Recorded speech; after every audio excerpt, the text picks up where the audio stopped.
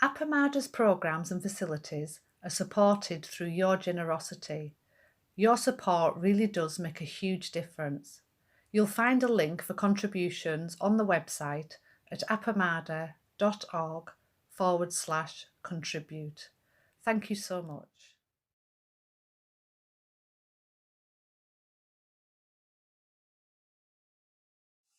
Welcome back, everyone, online. Just so you know how we'll use this time in this first hour of this evening, we're going to make some comments on a few things, and then we will ask you to take some time on your own to reflect and write a little bit, and then we'll put you in pairs so that you can share a little bit of that before we return. That will, just so you know kind of how this first hour will map out. When I offered that long Dharma talk the first evening, I made a point to emphasize that Toria Zenche's vow was personal. It was a personal vow that he was writing. And that it had two aspects, one of which I called the Avalokiteshvara side, the hearing cries of the world. And another part was the Dogen taking the backward step and turning your light inward to work with what's inside also. The Bodhisattva vow of freeing beings, So we're going to talk about vow and about personal vow tonight. So if you will get your chant books and go to page 38. And what you see on that page is Dogen's vow, the Eihei, Koso, Hotsuganmon.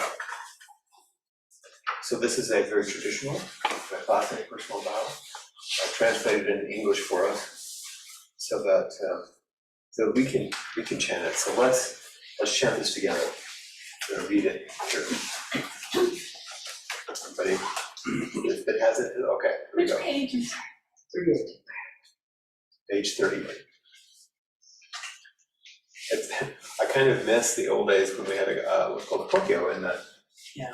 Where someone would say, Eihei, Koso, Hotsuganmon, clunk, and then we start, you know. So imagine that I did that. We vow with all beings from this life on throughout countless lives to do the true Dharma, that upon hearing it, no doubt will arise in us, nor will we lack in faith, that upon meeting it, we shall renounce worldly affairs and maintain the Buddha Dharma, and that in doing so, the great earth and all living beings together will attain the Buddha way. Although our past evil karma has greatly accumulated, indeed being the cause and condition of obstacles in practicing the way, may all Buddhas and ancestors who have attained the Buddha way be compassionate to us and free us from karmic effects, allowing us to practice the way without hindrance.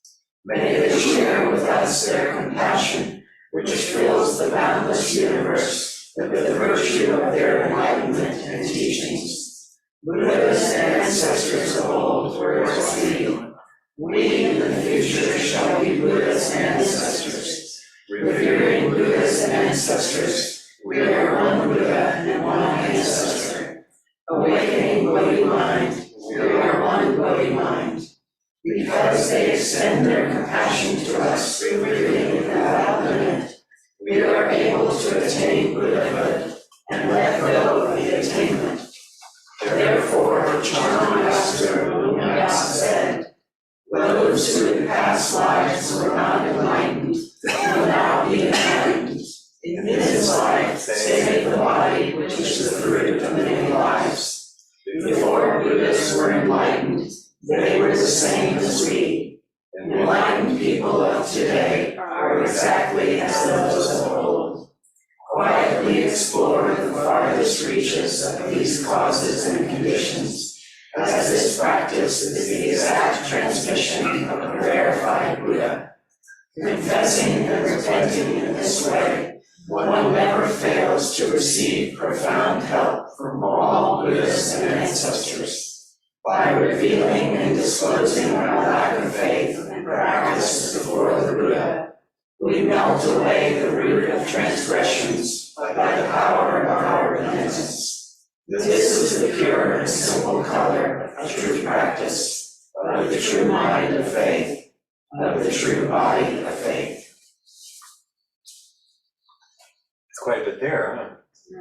It's a strong, clear vow, and I think that, Doga lived in the 13th century, and Choi Zenji was in the 17th, so there was a few hundred years. So Choi Zenji knew about this, and you hear little echoes, of this. And it's interesting to chant it together. We could spend a lot of time on it. Won't be our task this evening, but I hope that you will just let it move through your body and kind of get the feel for these things. There are a couple of things that I thought were very encouraging. When he says, Buddhas and ancestors of old, whereas we in the future shall be Buddhas and ancestors. It's like, oh, did we say that? It's pretty nice. And then that quote from Chun Master long ago, oh yeah, that's really great. Those in the past were not enlightened, will now be enlightened. In this life, save the body. We talk about embodiment, which is the fruit of many lives. Before Buddhas were enlightened, they were the same as us. Enlightened people of today are exactly as those of old. So guess what? Same opportunities, same practice. So I just wanted this as a prompt to let you feel a traditional and a classic vow that also has echoes Victoria Zenji Bodhisattva vow. I'm also, just as a way to continue our prompt, I'm going to read a vow to you. It was written by one of our former head students in Maddison at Open Door, Kim Neuschel. And this is a kind of an elegant contemporary vow. Just so listen to this one. Cassy made some beautiful images. Yeah, I was like, yeah.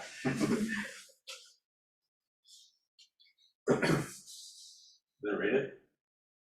Okay. This is somebody else's voice. Yeah.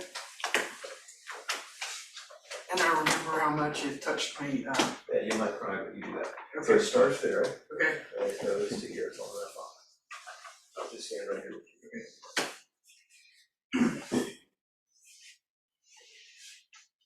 I vow to live with a soft front and a strong back, remembering the boundless support of the Great Mother Earth, the ancestors, the grandmothers, the teachers, and spiritual friends, so that I may live with a heart that is open and courageous enough to attend to my own suffering.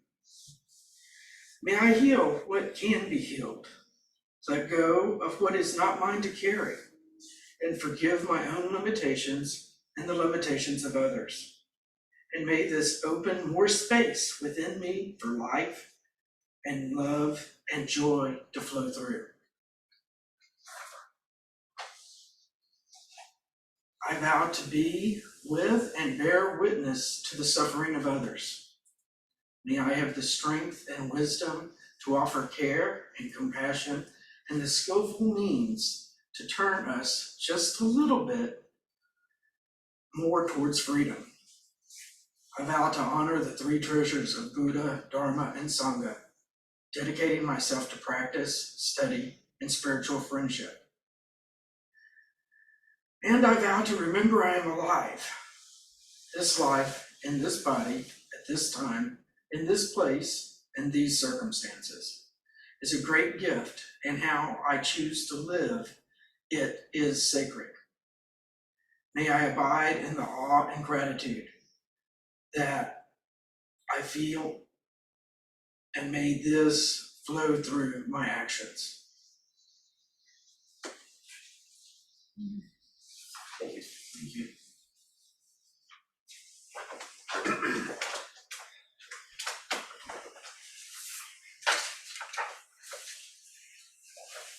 It's a little different sound, a little different feel, but yeah, it's the same spirit, isn't it? In a contemporary way. And we're going to ask you to do some writing about this. You either have to craft a Dogen-like vow or even one like this, which is quite eloquent in some ways. But I wanted you to get the feel of some of these things. So we have 25 minutes or something. That sound good? Yeah. So we have some writing materials. If you have your own journals or something, that'd be great. We're a little short on pens and clipboards, but we'll do our best. And you don't have to stay in your place if you want to turn out a little bit just for that. But we'll have a clapper that will sound at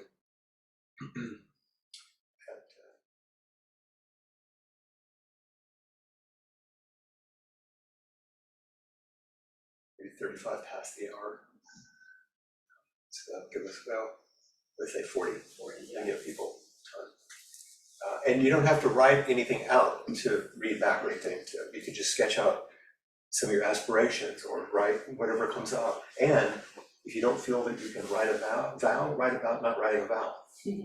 Write from wherever you are. Just tell the truth. Okay? And then we'll come back.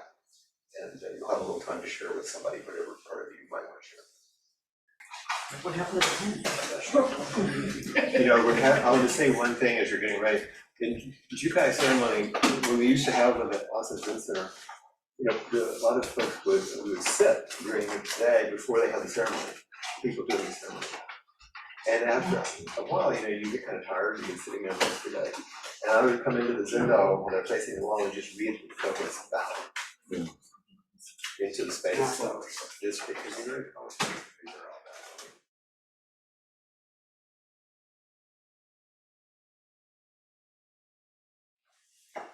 Now we'll pair up, and you can create some breakout rooms in just a second. What we'd like to do is just have you, you don't have to read what you wrote to each other, but you might want to talk a little bit about what that process was like for you, or what a reflection about what you thought about in preparing to write about it. So, but if you want, opened what was difficult. yeah, and but of course, you know, read things to each other if you'd like to do that.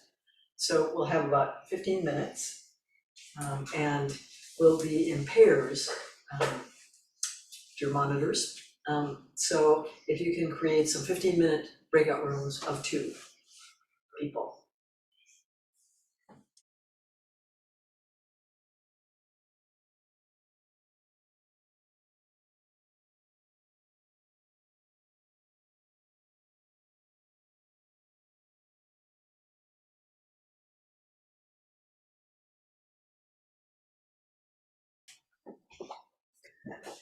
Bye. Bye, everybody. Good night. Bye, Ellen. Bye, Kim. Bye, everybody. Bye, John. John Eric. Bye. Night, night, everybody.